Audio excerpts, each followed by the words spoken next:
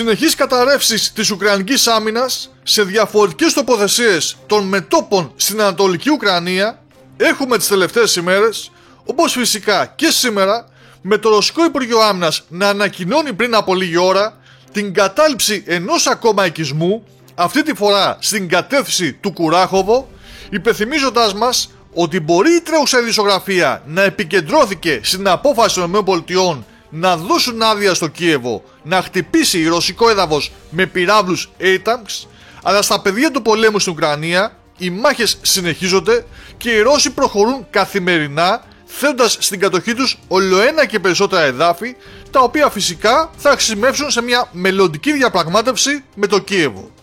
Ας δούμε όμως ποιες είναι οι κυριότερες κατευθύνσεις που η Ουκρανική άμυνα καταρρέει σαν ντόμινο, σαν το παιχνίδι που παίζαμε τη δεκαετία του 80. Ξεκινάμε λοιπόν από το Κουράχοβο, για το οποίο χθες η ρωσική πλευρά ανακοίνωσε και επίσημα ότι ο οικισμός Νοβοσελίτοβκα είναι πλέον ρωσικός και σήμερα ήρθε να προσθέσει και τον οικισμό Ηλίνκα, κοντεύοντας πλέον να πάρει όλη την περιοχή στα βορειοανατολικά του Κουράχοβο που βρίσκεται μετά το ποτάμι. Συνεχίζοντας τώρα στην κατεύθυνση του Σελίτοβο, και εκεί τα πράγματα είναι σκούρα για τους Ουκρανούς, με τους Ρώσους να είναι ασταμάτητοι και να παίρνουν τον οικισμό Νοβοαλεξίβκα, προχωρώντας συνεχώς και προς τα βόρεια, δηλαδή προς το Ποκρόβσκ, αλλά επίσης και προς τα δυτικά.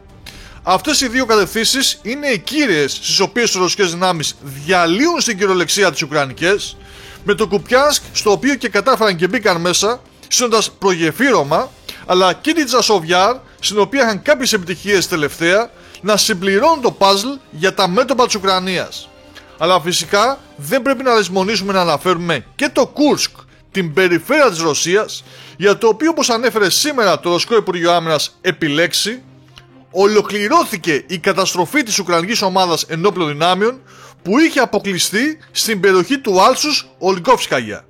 Με απλά λόγια, δεν έμενε ούτε ένας Ουκρανός. Κάτι που βεβαιώνει ότι έχουμε μια πραγματική σφαγή των Ουκρανικών δυνάμεων και των αρκετών ξένων μισθοφόρων που έχουν εισέλθει στο ρωσικό έδαφος, με το σημερινό νούμερο των Ουκρανικών απολειών να είναι 400 στρατιώτες. Μην απορεί λοιπόν κανείς γιατί το Κίεβο προβαίνει σε κινήσεις απελπισίας, καθώς το ρωσικό ντόμινο τα παρασύρει και τα γκρεμίζει όλα μέχρι τελικής πτώσεως.